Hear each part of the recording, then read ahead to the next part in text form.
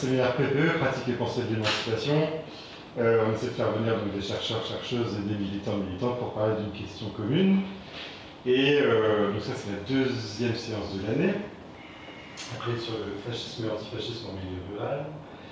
Et donc la séance d'aujourd'hui qui est organisée et présentée par Joël juste après. Et juste pour annoncer les prochaines séances, la prochaine, alors, c'est sur l'impensé validiste de l'aide à mourir.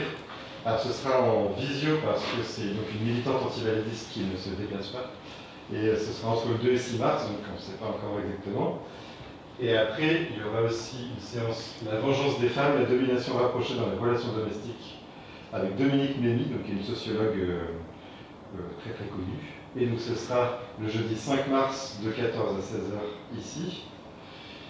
Et après, il y aura encore deux séances, la séance 5, les universités dans le viseur de l'extrême droite, qui sera le mercredi 11 mars de 14 à 16h en salle 101 dans le bâtiment D. Et la toute dernière, donc ce sera la séance d'Emma, la bataille culturelle, les idées sont la lutte, donc avec l'autrice de BD Blanche Sabat, sur l'hégémonie culturelle. Et donc ce sera Emma qui présentera la séance. Voilà, je te laisse. La tradition dans PPE, c'est quand on entre dans l'organisation du séminaire, c'est de proposer une séance sur ces objets de recherche et d'y intervenir directement. Apparemment, on aime bien les traditions à PPE.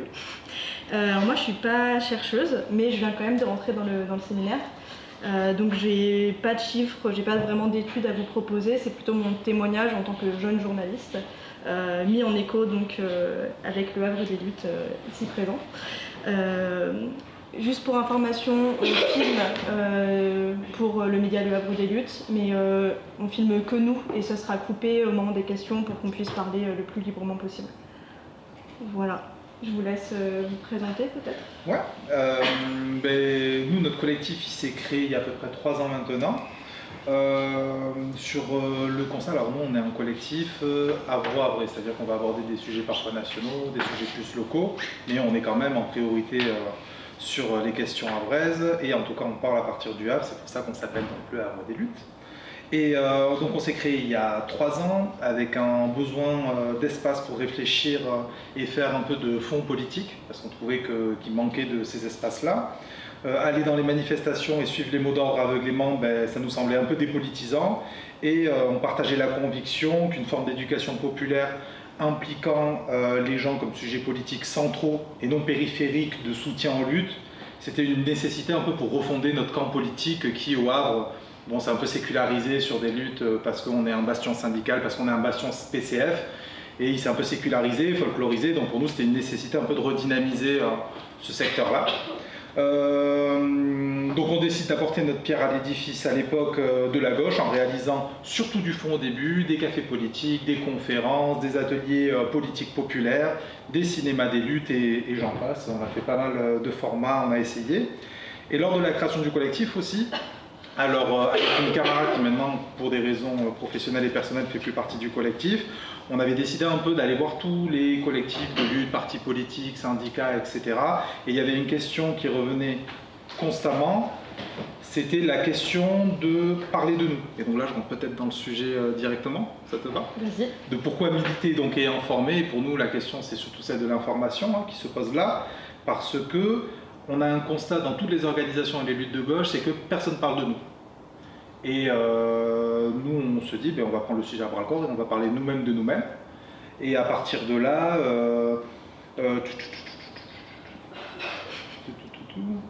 voilà, on s'est donc dit qu'il fallait prendre en charge ces questions-là. Et c'est à partir de là qu'on a mis en place des processus et toute une logistique dont on parlera après sur la formation et tout ça.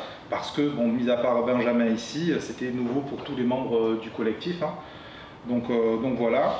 On devient un outil informatif et militant, disponible pour les luttes, et même quand les médias sont présents, ce qui est plutôt rare chez nous quand même, lors des mouvements, nous on assure un traitement de notre point de vue, du point de vue des luttes. De plus, créer un outil informatif permet de mettre sur la table publique du Havre nos sujets, d'en poser des sujets, parce que, aussi humble soit notre outil, parfois des sujets adviennent qu'à partir du moment où on en parle. Et nous, cet outil permet d'en parler de façon publique à travers nos réseaux, nos médias. Et on s'est retrouvé assez surpris de l'efficacité que ça a pour imposer des sujets, que ce soit dans notre camp ou dans la ville.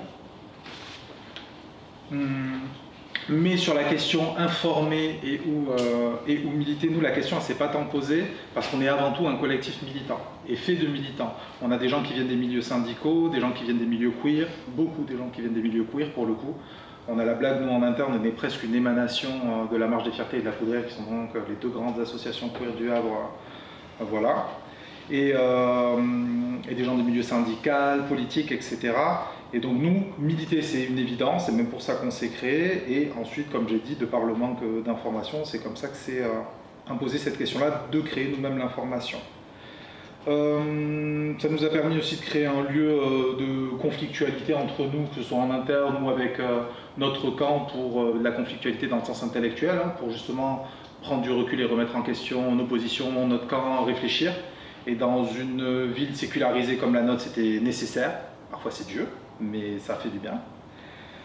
Et pour régler les problèmes de contradiction que ça implique des contradictions, que de vouloir faire de l'information, mais à la fois de militer et donc de tenir certaines lignes. Il y a notre camarade Tom qui n'est pas là aujourd'hui, mais qui a trouvé cette bonne formule. Pour fonctionner, en fait, on a une façon de fonctionner qui dépend de deux conditions. Nos deux règles, c'est on pousse la gauche à sa gauche, voilà, et on fait du fond. Et en fait, ces deux axes répondent à 90% des questions qu'on peut se poser, des problématiques. Quand on n'est pas d'accord ou quoi, déjà on se pose la question, est-ce que selon ce qu'on pense globalement, on est en train de pousser notre gauche à notre gauche ou au contraire? Et il y a la question de est-ce qu'on est en train de travailler le fond ou est-ce qu'on fait du superficiel qui nous fait plaisir mais qui n'a pas forcément d'efficacité, quoi. Et à partir de là, on a une règle, c'est celui qui fait décide. C'est pas une question individuelle, c'est celui qui fait, dans le sens un groupe qui va travailler sur un dossier décide. On s'évite les chefferies de 30 personnes qui décident pour 2 personnes qui travaillent, ce qui peut arriver souvent dans des collectifs et qui peut être démoralisant. Et par contre, on assume tous collectivement, c'est aussi la règle. Ça permet de cultiver certaines choses dont on va parler après. Voilà. Ouais, donc effectivement, on n'est pas un média neutre et on ne se le revendique pas. De toute façon, on pense que ça n'existe pas, mais nous, même c'est complètement assumé dans notre pratique. On flirte parfois avec la propagande, ça nous arrive. C'est un truc qu'on assume aussi. La question d'informer ou lutter, elle ne se pose pas donc réellement pour nous, hein, c'est ce qu'on dit. On est d'abord des militants. Donc pour nous, la lutte précède même la création du collectif. On vient tous effectivement, comme tu as dit, d'organisations distinctes, avec nos problématiques, nos sujets aussi qu'on porte individuellement parfois à l'intérieur du collectif, et qu'on essaye de faire en sorte que tout le collectif le pousse.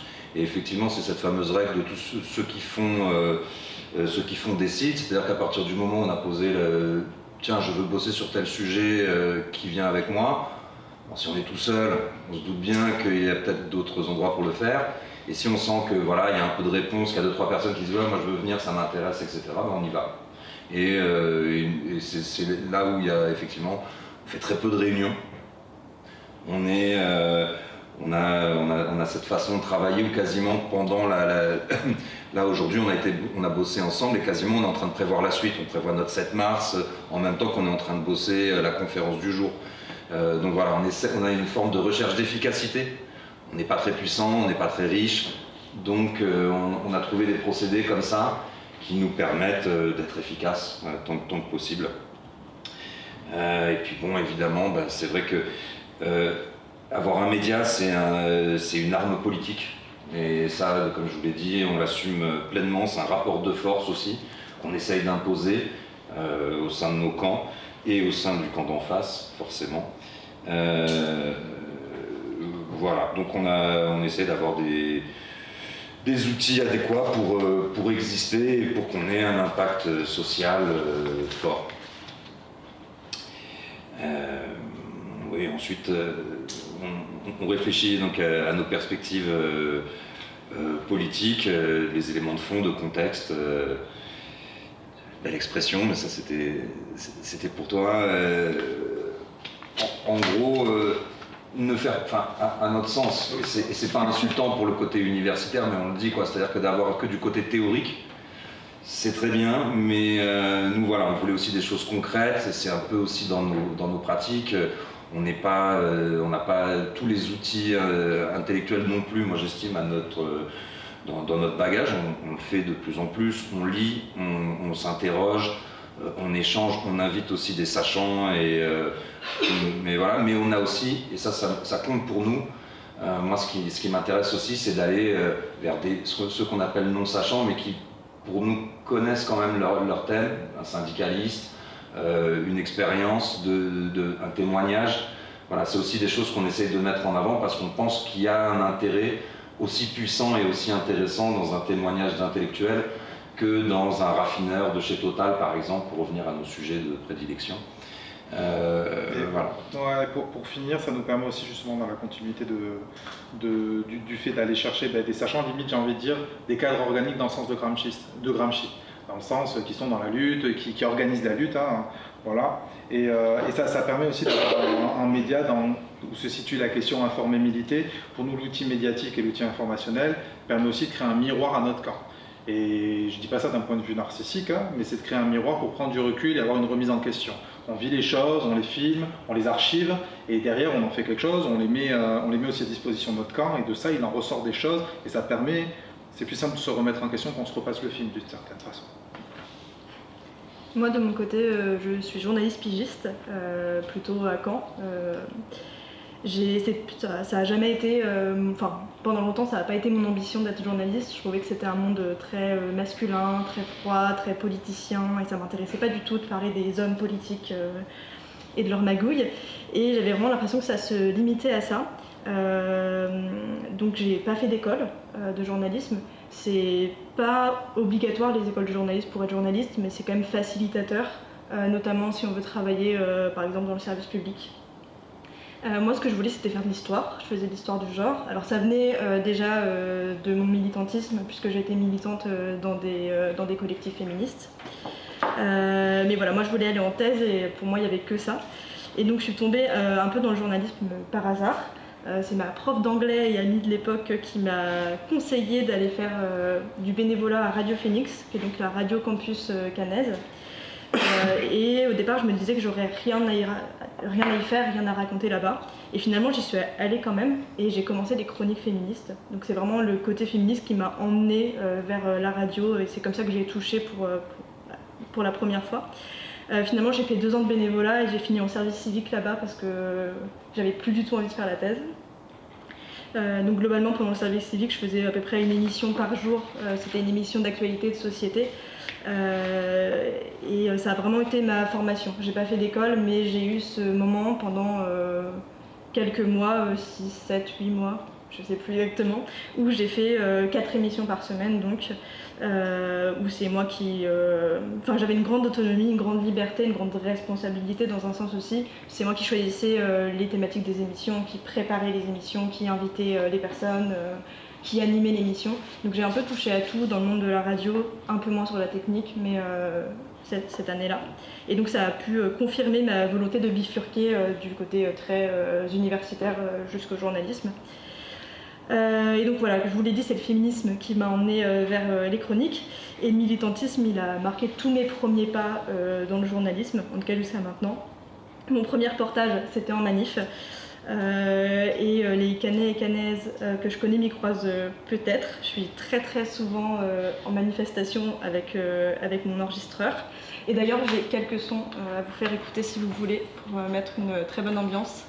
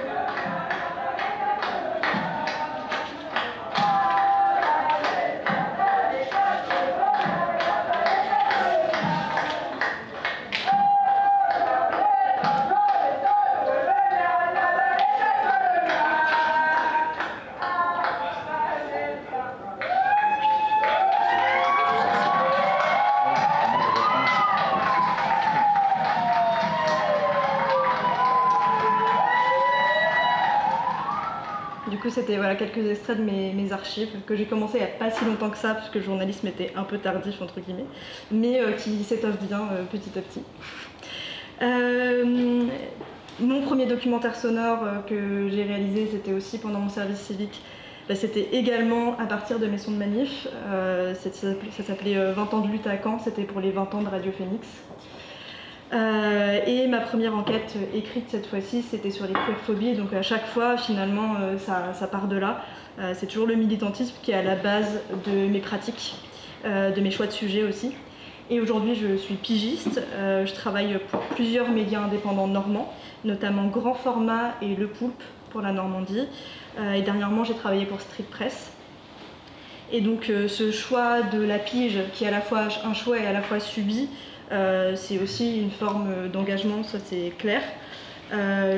Globalement, être en rédaction, c'est confortable, mais il y a peu de place. Et il y a encore moins de place dans des médias indépendants. Forcément, si on peut être à Mediapart, c'est chouette, mais les places sont très chères.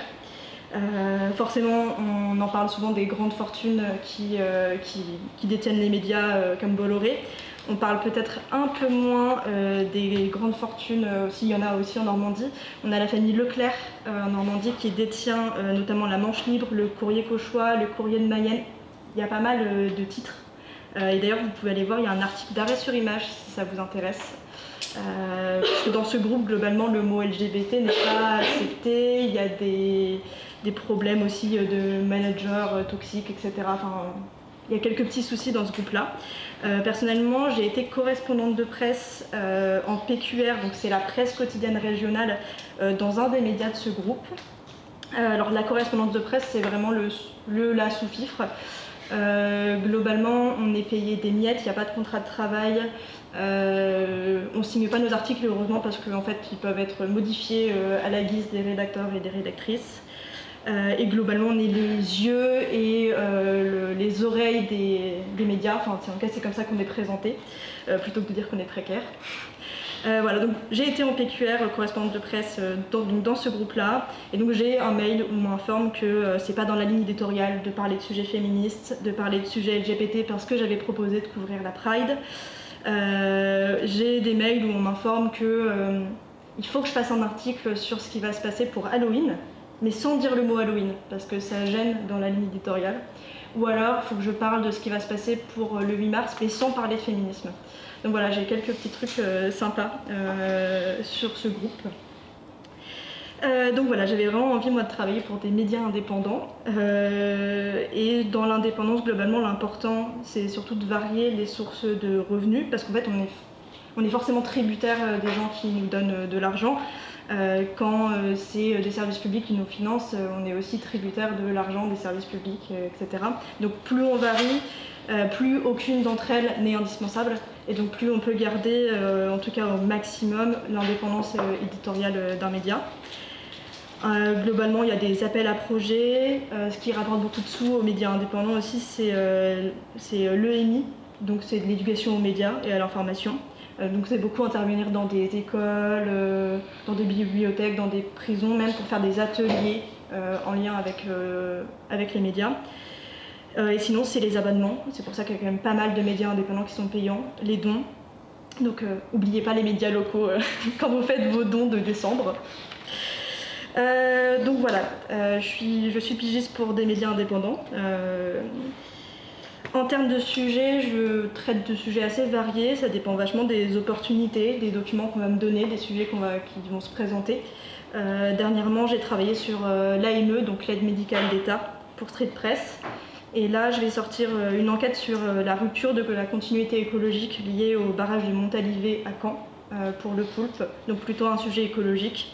Donc voilà, si j'étais en rédaction, je serais plutôt dans la branche sujet de société, dans le sens assez large. Et je fais du documentaire sonore, c'est comme ça que j'ai commencé. Et c'est ça que je voulais vraiment faire à la base. En fait, quand j'ai découvert le son, notamment les podcasts, j'ai découvert beaucoup de voix féminines. Et je pense que ça a beaucoup joué dans mon envie de devenir journaliste. On part dans les podcasts beaucoup de l'intime. C'est beaucoup de journalistes qui vont partir de questions personnelles pour les ouvrir et après parler d'un sujet plus globalement. Et ça m'a beaucoup plu. Justement, c'était moins froid par rapport aux informations que je voyais. Voilà, je me suis mise à finalement faire de l'écrit, déjà parce que financièrement c'était juste pas possible de faire uniquement du son. Voilà, donc j'ai commencé l'écrit et finalement c'est chouette, j'aime bien ça, mais à la base ça a été assez compliqué pour moi parce que qui dit écrit, quand on est pigiste, je vous expliquerai un petit peu plus plus tard à quel point c'est compliqué de piger, mais c'est souvent des enquêtes.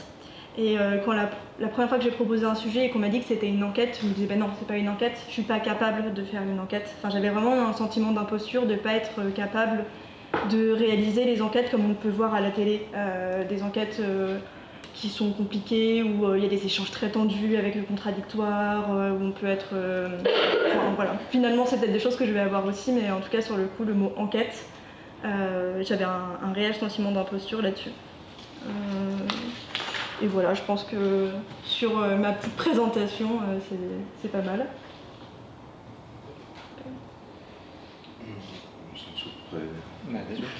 Alors, bon, il y a la question des moyens qui se pose dans tout ce qu'on fait, dans toutes ces choses qu'on fait. Là, justement, on commençait à l'évoquer.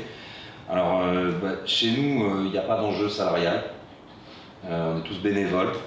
On ne cherche pas à développer ça pour en vivre. Je sais qu'il y a beaucoup dans les médias comme ça, Internet, il y a des fois des demandes où voilà, il y a des gens qui veulent se salarier, etc.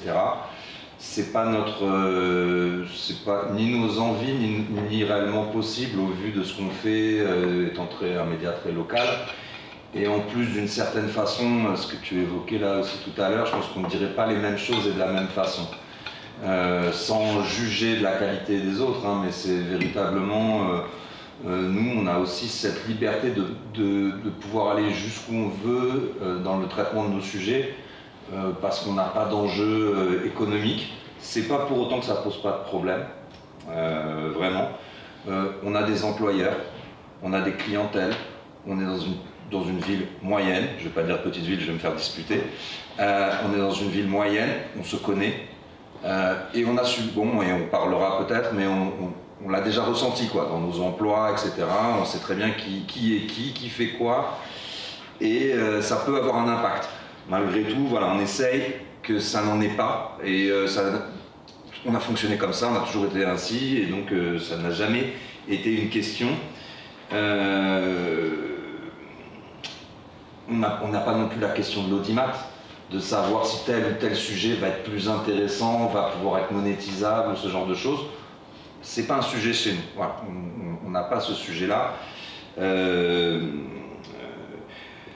Donc dans la question en fait c'était une question de précarité, bénévolat, moyens, je vous en ai un peu parlé tout à l'heure, j'ai un peu devancé la chose, mais donc dans la façon de s'organiser, etc. Je vous ai dit, comme on est salarié à côté ou on travaille à côté, on n'a pas de temps à consacrer énorme là-dessus, donc pas trop de réunions, je vous disais, dans la voiture qui mène à la prochaine conférence, on est en train d'organiser la suivante.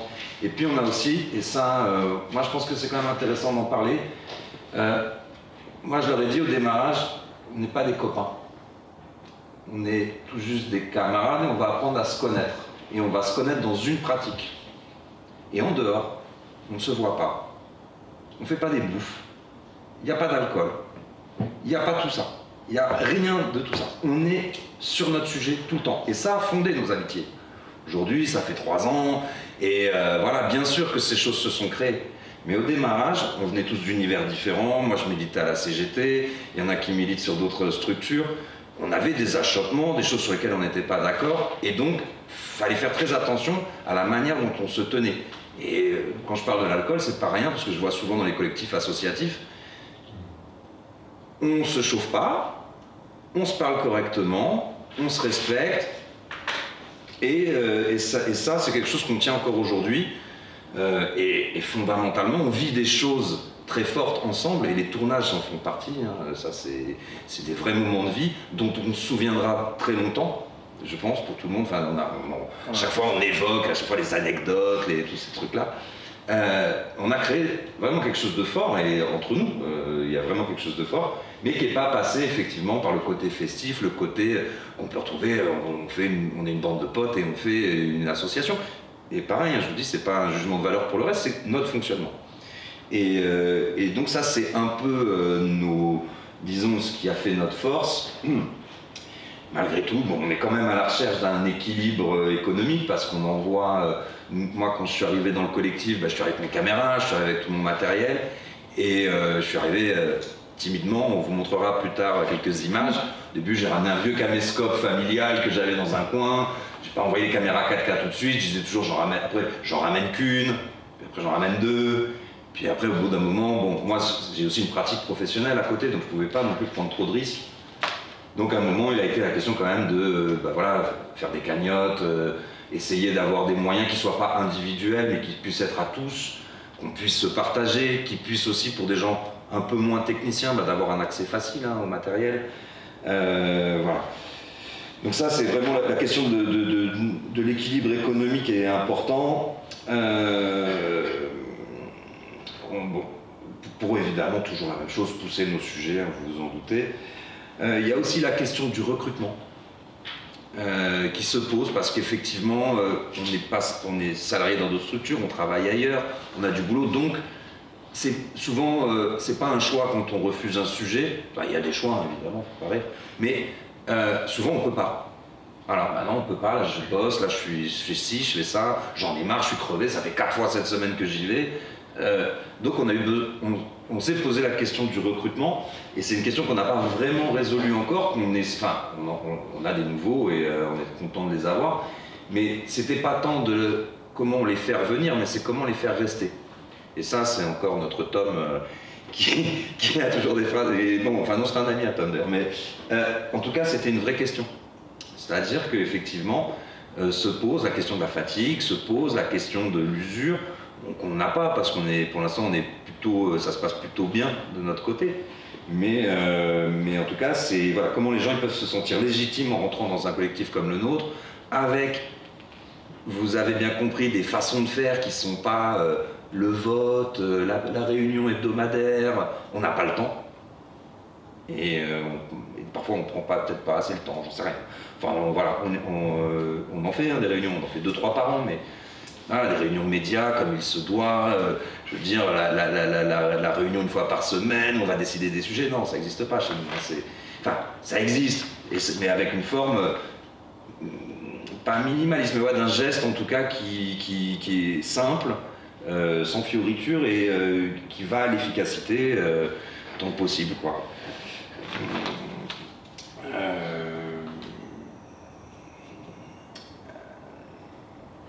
Oui, et on n'est pas les seuls à avoir, effectivement, on a aussi ce problème-là qu'on traite des questions quand même.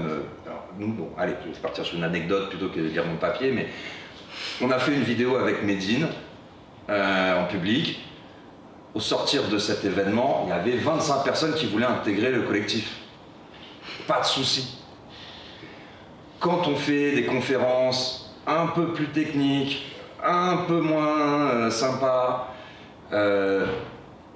c'est là où nous on sait qu'on va recruter. C'est sur ces événements-là où on se dit, ok, là on a quelqu'un, voilà, parce qu'on est sur des questions compliquées, et effectivement se pose la question de, on décide, il y en a quelques-uns qui décident et on assume tous, il faut assumer. C'est-à-dire que le sujet qu'ils ont traité, moi aussi je vais l'assumer. Et je vais l'assumer avec mes militants à côté. Et je vais même aller parfois, enfin nous on le fait en tout cas, d'aller le porter.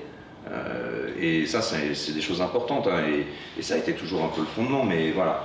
Donc, et parfois on en paye le prix, ça nous arrive de désacraliser ces questions politiques. Et je pense justement sur la question un des freins qu'on peut avoir aussi au recrutement, mais je pense que ça se partage avec toutes les organisations politiques, militantes, etc. C'est la sacralisation du fait politique et du sujet politique en général. Où d'un côté, le sujet il a été diabolisé comme le sujet cynique, de sachant, malveillant, c'est quelque chose d'assez flou en vrai. Moi, à titre d'anecdote, je viens pas des milieux de gauche, j'ai pas une famille politisée à gauche, j'ai une famille parapolitisée juste. Donc j'ai connu ce chemin, c'est vrai que c'est compliqué, il y a des questions de légitimité. Y toucher à ces sujets politiques fait rentrer dans le champ des tous pourris. Et la possibilité d'un champ populaire massivement organisé dans la diversité, pour l'instant, ça tient d'utopie des gens. Les gens, dans l'absolu, ils ne sont pas contre, mais s'imaginer rentrer dans un collectif politique pour militer, parce que bon, on informe et on milite, pour les gens, c'est quand même quelque chose qui est utopique, je pense, pour la plupart des gens. Il y a aussi pendant des années, nous on paye un peu le prix, on voit au Havre, mais je sais que c'est partout pareil, on paye le prix de l'élitisme militant, je pense. Le CV militant à l'entrée, le qu'est-ce que tu as fait, comment tu vas faire tes preuves, etc. Avant de militer à gauche, il faut déjà être de gauche, formé, connaître les manuels par cœur. Bon, ça c'est vrai que c'est une difficulté à laquelle nous, à la limite, on pallie par la technicité des choses qu'on fait. Des fois, nous, militer chez nous, ça peut être derrière une caméra. Voilà. Ça peut être, mais les gens ne le savent pas avant de rentrer. Donc c'est quelque chose à prendre en compte aussi. Il y a évidemment la question de la répression policière et même de la répression, j'ai envie de dire, médiatique, où notre camp... quand on va parler de questions comme la Palestine, d'un point de vue décolonial, quand on va parler de l'apartheid, quand on va parler, nous en ce moment par exemple, on a un sujet, on voit que c'est compliqué, mais même dans notre camp, le travail du sexe par exemple, on se le prend dans la gueule, que c'est un sujet que les gens ne veulent pas aborder dans le meilleur des cas. Donc le côté média, vidéo et tout ça, il a bien pris, mais il y a des barrières à l'entrée, c'est difficile au niveau du recrutement à ce niveau-là. Mais par contre, on développe aussi des formes moins chères, entre guillemets, si on doit parler de côté justement sur la précarité et tout ça, sur le côté purement économique. Je pense aux cafés politiques, les ciné des luttes. Ciné des luttes, en fait, les gens payent leur billet, quoi. Donc même si on arrive à avoir des tarifs préférentiels, les séances se financent elles-mêmes. On a les ateliers politiques populaires où on s'y attendait pas, mais c'est une forte demande. Et en fait, une fois qu'on a trouvé un lieu, il y a un petit corpus d'articles, les gens lisent et on vient en discuter à plusieurs et se former. Donc ça, c'est quelque chose... on a un public qu'on ne s'attendait pas à voir, ils sont complets, les gens sont super demandeurs et on a choisi des textes un peu bancals dans le sens où ils remettent en question certaines choses en se disant ça va pas trop plaire, mais finalement si en fait, parce que les gens ils ont envie d'un peu ouvrir le champ de leurs évidences même dans notre camp, et ça c'est pas mal. Il y a aussi la question, mais ça on y viendra peut-être plus tard, sur la question des formats moins chers, l'écrit. Une fois qu'on a cette plateforme médiatique, on est vu comme ceux qui arrivent en manif avec nos caméras, qui ont des comptes, il y a le côté légitimité qui est donné. Et bien en fait, on a commencé à écrire pour l'instant sur des slides sur Instagram, des articles, on s'est dit ça va intéresser personne qui va s'arrêter sur ça. Et en fait, c'est ce qui fait le plus d'impression.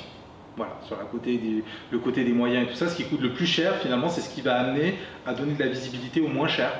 Et alors, typiquement sur Édouard Philippe, on a fait un de ces petits bilans et il y avait un petit moment qui était intéressant sur...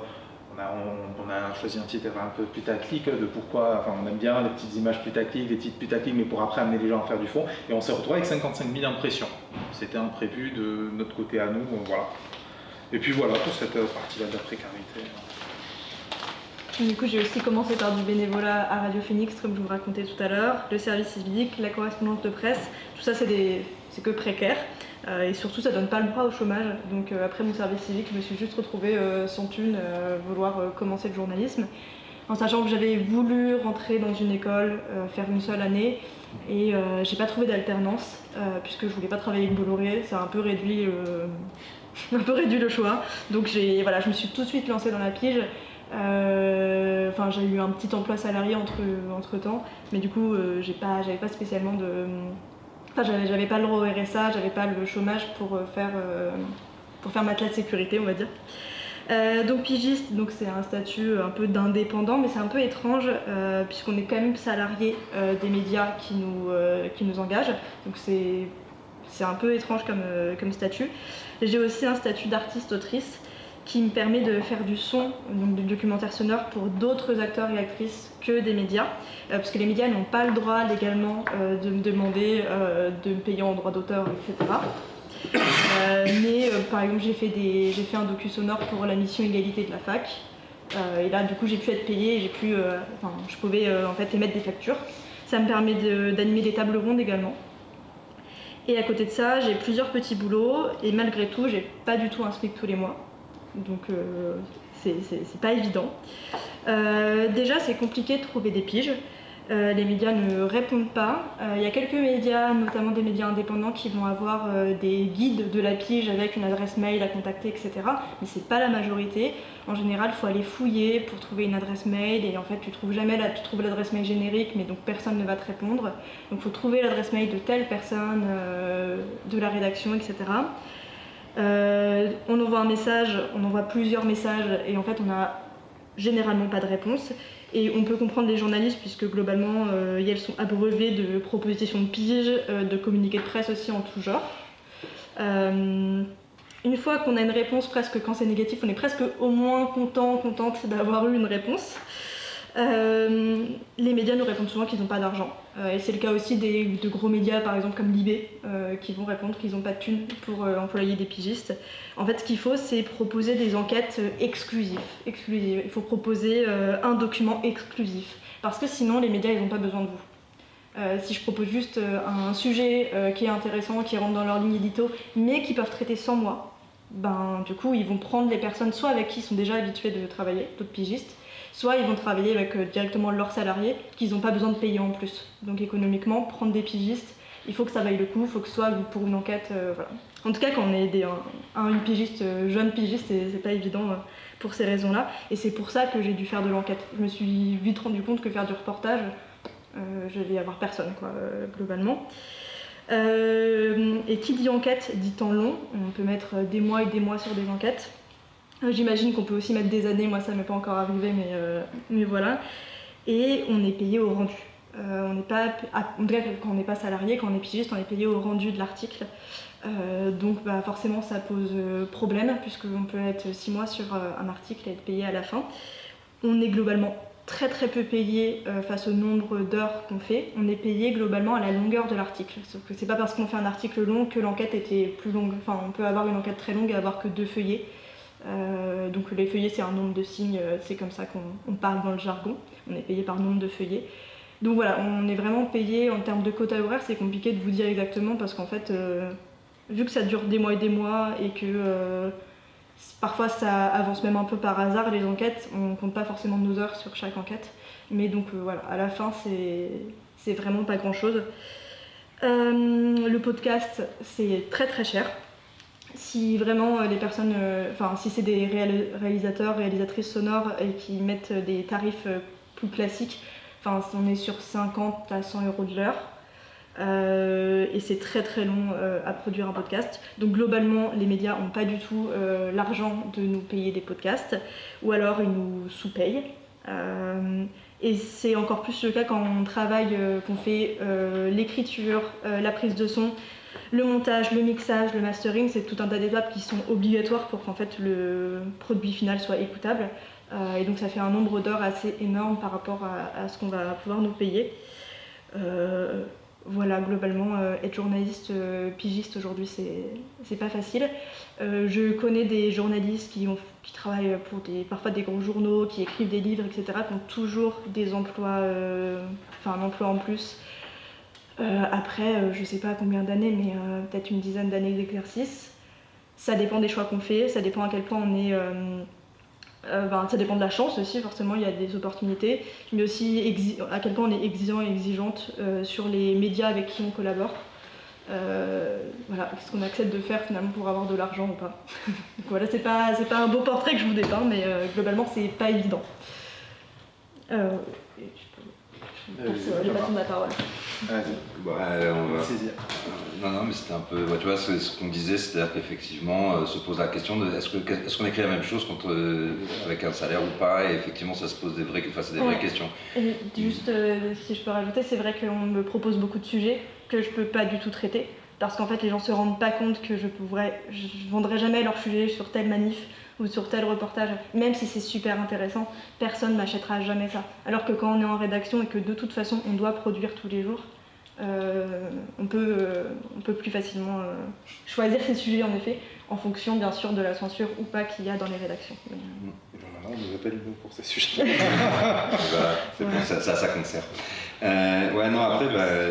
On s'impose quand même des règles de déontologie, et puis va se poser aussi la question de la sécurité. Alors la déontologie, c'est un peu ma partie. Pourquoi ? Parce que moi je viens du métier. Autant vous dire que ça fait pas mal d'années que je fais de l'audiovisuel, et moi j'ai imposé quand même assez vite, malgré tout, quelques règles, et puis s'en sont ajoutées d'autres, et puis elles sont aussi mouvantes, faut le savoir. Mais enfin, moi, ce qui m'a tout de suite que je leur ai expliqué, c'est voilà, on a une caméra, on va la braquer sur des gens, c'est une arme, et c'est à double tranchant. Et ce qu'on filme, on peut effectivement, c'est souvent quand même des gens qui ont vécu des luttes, qui ont été abîmés parfois par des combats. Il est hors de question que nous on les abîme encore plus. Donc entre, comme on disait, le mot un putaclic ou supprimer une phrase mais qui va protéger la personne, je choisirais de supprimer. Voilà. Comme on a dit, on n'a pas des problèmes d'audimat, et ça c'était vraiment important dans la façon de fonctionner. Pour autant,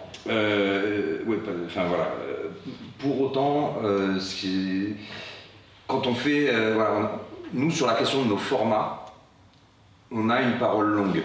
Enfin, c'était ce qu'on a fait surtout au début, mais moi qui m'intéresse particulièrement, parce que moi je m'intéresse beaucoup aux questions de sociologie et à l'entretien sociologique en tant que tel, c'est-à-dire, comme j'ai souvent tendance à dire aux gens que j'interviewe, questions rapides et bêtes, réponses intelligentes. Allez-y. Et vraiment laisser développer les gens, leur thème, leur sujet. Si la conf elle dure 2 heures, elle dure 2 heures. Si l'interview elle dure 2 heures, elle dure 2 heures, c'est pas grave. On va couper un peu des bords, on va enlever quelques défauts de langage, mais c'est vraiment à la marge. Déjà pour des questions d'efficacité, parce que si on doit monter réellement, il faut choisir. Et là se pose la question de ne pas trahir la personne, etc. Donc on a fait ce choix au démarrage, on a un bloc, on le conserve, on se conserve quand même avec la personne. Voilà, il y a peut-être des choses que tu as dit qui vont poser des problèmes, ou nous on a repéré des choses qui pouvaient poser des problèmes. Là on mettra de côté, mais en dehors de ça, des formats longs, et où les gens ils peuvent s'exprimer pleinement, ce qu'ils n'auront jamais l'occasion de faire ailleurs. C'est aussi ça qu'on propose, quitte à ce que les gens nous disent « Ah, c'est trop long, je ne vais pas regarder », et franchement, c'est pas grave. Il y a aussi cette question-là, et c'était le temps long, et là, ne pas faire du jetable. Moi, dans ma pratique audiovisuelle, je passe mon temps à faire du jetable. La plupart du temps, je travaille pour des institutions, il n'y a pas de réalisateur. On ne signe pas nos sujets. Ça appartient, quand c'est à l'institution, ça appartient à l'État, comme on aime à dire, ou ça appartient à la boîte en question, etc. Ce qui fait que nos médias, généralement, disparaissent. Moi, j'ai des heures et des heures de production dont je ne peux pas me servir, dont personne ne pourra se servir. Il y a des exemples assez connus dans le milieu universitaire. Il y a Bourdieu qui faisait des conférences. Le technicien audiovisuel n'était pas réalisateur. Il n'a pas été signé. Aujourd'hui, on est incapable d'exploiter ces images. Donc j'ai dit, on signe. On signera tous nos travaux. Et on monte une société de production associative. Et comme ça, on rentre dans l'interopérabilité des bases de ce qui s'archive, à savoir un auteur, une société de production. On peut avoir un suivi et on peut aussi protéger nos travaux. Donc ça, c'était vraiment important et c'était vraiment des questions que eux ne se posaient pas forcément parce que c'était pas métier. Et puis, parce que, évidemment, on est dans la lutte, on est dans la militance, et on a surtout envie d'être efficace. Et ça, c'est quelque chose que j'ai imposé. En tout cas, j'ai dit, moi, je ne filmerai pas si je ne signe pas. C'est pas pour avoir mon nom partout. Mon nom partout me pose des problèmes. Mais, sur le long terme, je sais que je serai gagnant. Et je sais aussi, moi qui ai une pratique documentaire à côté, je sais aussi que mes sources, je pourrais les réutiliser. Et j'ai une traçabilité dessus. Et ça, c'était quand même important. Et aussi, il y aura certainement un jour ou l'autre, on va devoir sortir des GAFAM. On le sait, ça finira par arriver plus ou moins à long terme. Ou en tout cas, ça peut nous arriver à tout moment. Et donc, pareil, avoir la traçabilité de nos médias, archiver. Le disque dur, c'est quelque chose de quasiment aussi important que la caméra chez nous. Voire, ça se partage largement. La caméra, c'est important quand même. On va pas se leurrer, mais en tout cas, le stockage, c'est vraiment quelque chose d'important, et la manière dont on archive. Voilà. Bien sûr, comme je vous ai dit, on déroge aussi. On a aussi des formats courts, on a aussi des formats non signés, qui généralement sont un rappel du format long qui existe à côté, mais on a aussi des pratiques courtes en tant que telles, du reportage de manif, en short, ce genre de choses, des choses plus propagandes, où là, peut-être à tort, on estime que la signature est moins importante. Moi, je pense qu'on devrait tout signer, mais c'est un peu lourd sur une vidéo de 3 minutes de mettre des génériques, des choses comme ça. Donc on ne le fait pas forcément, voilà, et on a cette souplesse, toujours, c'est vraiment, on essaie d'avoir cette souplesse, mais enfin voilà, ça c'est les quelques règles qu'on s'est imposées qui sont véritablement métiers, et auxquelles en tout cas je tenais beaucoup, pour le temps long, vraiment cette capacité à à ce que aussi, peut-être dans 10, 15 ans, des universitaires qui se disent tiens, qu'est-ce qui se passait à ce moment-là? Moi je le fais quand je fais du doc, je vais beaucoup regarder les vidéos universitaires. C'est de se dire, voilà, je veux tel intervenant, telle personne, là elle parle 2 heures, là je vais avoir quelque chose à écouter, quoi. C'est pas une intervention de 3 minutes sur France Inter ou de 10 minutes entrecoupée de plein de choses. On a un temps long, on a 2 heures, on a la personne qui s'exprime pour de vrai, donc ça peut être intéressant, surtout selon les sujets qu'on choisit. Je vais rajouter 2 choses dont on n'avait pas parlé, on n'a pas mis, mais c'est des choses qu'on parle nous en collectif déjà d'habitude. Il y a la question sur la question de déontologie et sécurité, on est des militants.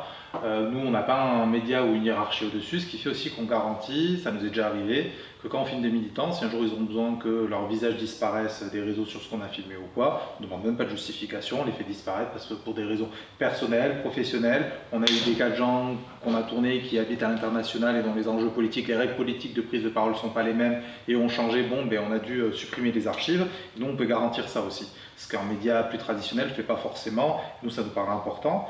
Et aussi, autre chose, c'est que dans l'aspect déontologie sécurité, je pense que vous avez tous l'air d'être plutôt de gauche et dans les luttes ici, on a ce truc, nous par exemple, moi qui viens plus du milieu queer, on avait beaucoup ce truc de filmez pas les visages à la marche, filmez pas ci, filmez pas ça. Donc moi c'est une grosse prise de tête que j'ai en enjeu maintenant, parce que c'est généralisé à toute la gauche, leur dire vous voulez pas être filmé, vous venez pas. Alors ça ne veut pas dire que nous, on ne va pas faire l'effort de flouter, de protéger. Quand on a suivi les mouvements collégiens du 10 septembre, etc., on a flouté au max. Mais tout le monde est retrouvable. Parce que déjà, les RG prennent tout en photo, que l'extrême droite prend tout en photo, et que les gens se filment eux-mêmes pour le plaisir. Et donc on est en train de former aussi les gens sur l'utopie politique qu'on ne peut pas promettre. On ne fait pas de fausses promesses. Et mettre en avant aussi les fausses promesses que notre camp a mis pendant longtemps en avant, les démonter, ça paraît important. Dans le milieu queer, notamment sur des gens qui n'ont pas forcément leurs papiers, leurs parents à l'international et qui, s'ils voient leurs enfants, je vous parle de ça parce que ça nous est déjà arrivé, pas sur notre média, mais dans le milieu queer après, vont les envoyer en thérapie de conversion, hors du territoire, donc sur lequel on ne pourra donner aucun soutien. En fait, ça aussi c'est pris de nos mensonges, entre guillemets, pris des mensonges de... Pris de nos mensonges, c'est pas un truc. Putain, c'est Edouard Philippe, c'est dit Edouard Philippe. Ah putain. Tu lis trop Edouard Philippe. Ah putain, c'est vrai, ça me fait faire des cauchemars. Et voilà, j'ai cité Edouard Philippe, je pensais pas citer Edouard Philippe. Comment?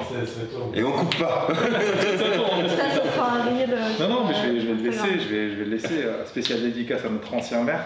Comme ça, tu vois, c'est pour dans quelques mois. Et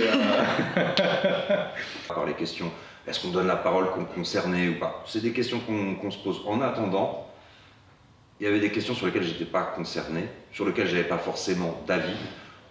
Des fois, des questions sur lesquelles je n'ai toujours pas forcément d'avis, mais en fait, il y a quand même eu un impact. Et cet impact, il s'est retrouvé à l'union locale d'Harfleur pour les vœux, là, dernièrement, où notre secrétaire général a fait un discours dans lequel il a parlé de féminisme, d'antiracisme, de toutes les luttes qui comptaient à nos yeux. Et ça a été, il me regardait, et je savais que c'était pour moi, et que c'était pour nous, quoi. Les copains aussi. Mais voilà, ça c'est un vrai impact, il y a une forme de capillarité dans nos échanges. Et ça c'est quelque chose d'une part de beau, et puis d'utile, et puis qui donne du sens à ce qu'on fait. Alors bien sûr cet impact, nous on n'est pas, comme je vous ai dit, la question de l'audience c'est pas une question de chez nous. Peu importe de faire 400 vues, moi comme je vous ai dit, le format long, c'est vraiment, moi, dans mon esprit, c'était dans 20 ans à l'université, il y a ce petit jeune qui va travailler sur un sujet, il y a ce type qui n'a pas de fric et qui veut faire un documentaire et qui dit est-ce que je pourrais pas vous prendre 3-4 images de votre intervention? Voilà, nous on le voyait un peu, moi l'archive je la voyais comme ça. Mais en tout cas le média nous a permis ça, quoi, un impact sur nous-mêmes, sur nos luttes, sur nos préoccupations, nos échanges, et puis aussi ce qu'on donne aux autres. Voilà, donc ça c'était ce que j'avais à en dire. Alors, je dois me faire remarquer que le temps passe vite, donc moi je vais faire très très court sur ma partie, quitte pour laisser du temps à des échanges ou quoi. Donc moi juste sur l'impact, j'aurais plein de choses à dire comme a dit Benjamin. Je vais me contenter de dire alors 2 choses. Première chose très courte, c'est que nous on a eu un grand champ d'impact imprévu sur plein de choses, voilà, où on pourra en parler peut-être plus tard ou quoi. Et deuxième chose, un des impacts qui pour moi, d'un point de vue stratégique, parce que vous avez compris qu'on utilise aussi notre collectif comme un outil stratégique de lutte, hein, on ne le voit pas que comme un média comme ça éthéré dans l'univers des médias, nous ça nous a permis d'imposer déjà d'imposer une mise à jour de notre camp politique technologique. Dernière législative, ils se réunissaient dans des UL, personne ne savait rien, on avait un article tous les 4 ans parce que justement en face ils ne s'éditent pas. Maintenant ils se filment tous, ils font tous des shorts, ils s'éditent, ils nous envoient même, ils nous demandent des conseils de montage, etc. Est-ce que ça va, est-ce que je parle bien, comment on fait. Donc voilà, ça déjà, grosse victoire pour nous de moderniser notre camp politique. Deuxième impact, c'est qu'on leur a imposé un média training. C'est-à-dire, avant de passer pour des cons devant le micro de BFM TV, passez pour des cons devant nous. Nous, on ne va pas vous mettre. Et puis, vous allez vous rendre compte que, ah, peut-être j'aurais pas dû dire ça. Et voilà, et en fait, on se crée des espaces d'entraînement. Et je dis pas ça parce qu'ils sont cons, mais parce qu'en face, eux, ils ont énormément d'outils comme ça. Et nous, on n'en a pas. Donc, on n'a pas de banc d'essai. Et nous, c'est un banc d'essai pour nous-mêmes en interne. Hein, et c'est un banc d'essai pour notre camp. Et on se fait utiliser, mais avec grand plaisir. On leur dit, profitez-en, quoi. Donc voilà, c'est ainsi que les premières manifs, on leur tendait le micro, ils parlaient à 40 à l'heure comme si on était BFM. Après ils se sont rendus compte, ah ouais, mais en fait, j'ai le temps. Et oui, voilà. Et puis voilà. Et je m'arrête là, j'aurai plein de choses à dire. De mon côté, j'ai assez peu de recul sur l'impact que je peux avoir avec des médias, et c'est globalement beaucoup le cas de petits médias indépendants. Quand on fait de l'investigation, c'est un peu différent, mais quand on fait du reportage, l'impact, c'est on donne un peu de visibilité, etc. C'est globalement des petites choses. C'est une question de, tiens, va y avoir justement une question de l'opposition dans une instance institutionnelle, et donc ça va créer au moins, le questionnement existe, ça va être le sentiment d'être écouté, ça va être un support de pédagogie pour parler à un ou une proche. C'est des impacts qui sont assez petits et qu'on peine à voir ou à percevoir en tant que journaliste. Et je vais m'arrêter là, mais si jamais ça vous intéresse, il y a un guide du journalisme d'impact qui a été publié par Disclose et Rembobine, qui sont également des journaux, des médias indépendants chouettes. Donc voilà, si ça vous intéresse, vous pouvez aller voir ça.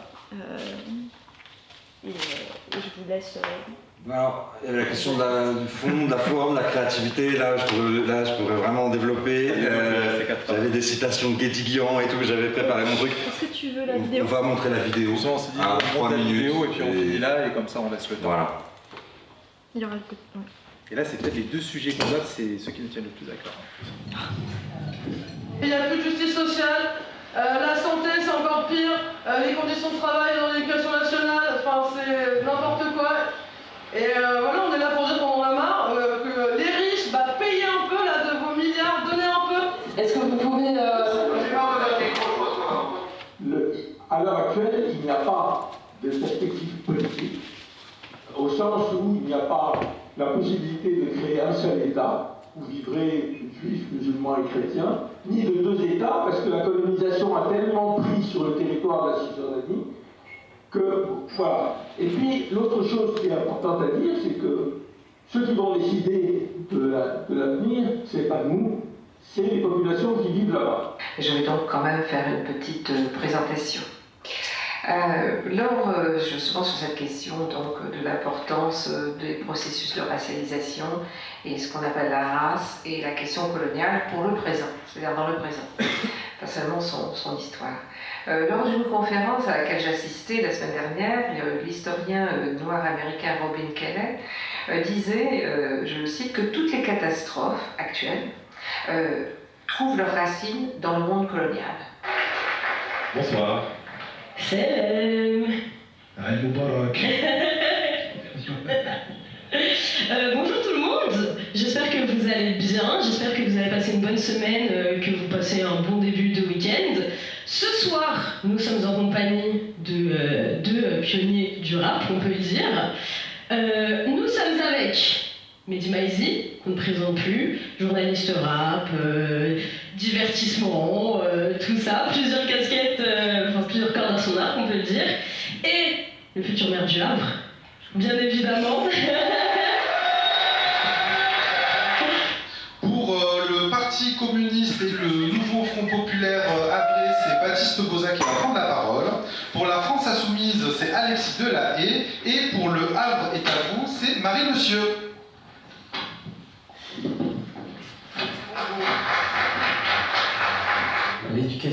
nationale, elle doit apprendre la relation à l'autre. Hein. Elle se fait enculer maintenant, c'est trop net. Test, ça m'entend bien ou... Ok, comment ça va?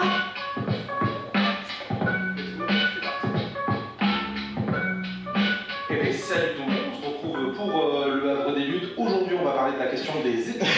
C'est un sujet qu'on voulait aborder depuis longtemps. Et pour ça, on se retrouve aujourd'hui avec le syndicat de l'Union étudiante. On se retrouve avec Lisa et Alexia. C'est bien ça, je ne me suis pas trompé? C'est bien ça. C'est bien ça. Ok. Voilà. Et donc, la vidéo avec Alain Grèche, Orient 21, qui parle de Palestine, on était avec le fameux caméscope des familles, et donc vous voyez l'évolution du média. Et pour autant, c'était très drôle parce qu'avant de préparer ça, je disais juste non, mais on fait toujours la même chose, hein, 2 caméras, un large inséré. Puis après, j'étais regarder les archives, je suis ouais, on a un peu évolué quand même. Enfin voilà, c'est tout après. Et petit point, allez, c'est le truc que je vais dire sur le point. Ce qui est très marrant sur la créativité, on fait avec nos contraintes aussi, et c'est Benjamin qui me faisait remarquer que ça parlait de la lutte et informer dans la rue. Et en fait, le dernier format que vous avez vu là, le Faucon en cause, où bon, c'est un peu un plateau libre qu'on s'est fait nous-mêmes, on s'est dit putain, on n'a pas de locaux, on n'a pas de studio. Là, on était en plus au moment où vraiment tout le monde nous boycottait. Là, on recommence à prendre un petit peu des droits, on va dire. Jusque-là, c'était compliqué. On s'est dit, bon, on va faire dans la rue. Voilà, on est au Havre, le Havre, ben, on va faire dehors, donc, en hiver, sous 2 degrés, manteau, sous le kiosque, la pluie. Et voilà. Donc, et finalement, c'est super marrant à faire. Moi, je pense que je vais passer directement au point suivant, parce que c'est plutôt là que j'ai des choses à dire. C'était justement terminer sur vraiment les liens militantisme, journalisme, et un peu la question de la séance à la base. Je trouve qu'en tant que journaliste, on travaille beaucoup grâce aux militants et militantes qui lancent l'alerte, qui documentent, qui nous donnent des contacts, etc. Alors bien sûr, on vérifie, on recoupe, on contacte le contradictoire et c'est pas toujours très agréable. On vend le sujet aussi, parce que c'est du travail, on le met en forme. Mais je trouve que le rôle des militants et militantes, il est essentiel, souvent en tout cas dans notre travail. Et pourtant, il y a une vraie difficulté autour de ce sujet-là dans le monde du journalisme. Se dire militant et militante, ou être taxé de militant et militante, enfin, c'est une insulte dans la majorité des rédactions. C'est comme si on n'était pas sérieux. Voilà, on ne fait pas bien notre travail, on n'est pas neutre, on n'est pas sérieux. Ouais, voilà. Et à mon sens, bien sûr, l'objectivité, elle n'existe pas, ou alors elle est située.